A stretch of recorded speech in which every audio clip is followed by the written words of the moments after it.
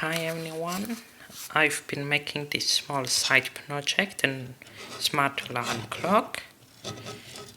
As you may see, I'm using a cheap yellow display board and this ESP32, this microcontroller. I'm just using it to parent the board so I can have it in this nice case.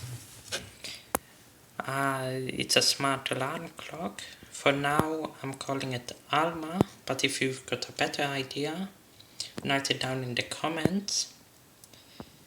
I'll try and post updates every few days, and if you've got any questions, feel free to ask and I'll try and reply to them. And that's all, I guess. If you want, you can subscribe. It would really make my day, but if you don't want, that's okay too. Thank you for watching and see you in my another post.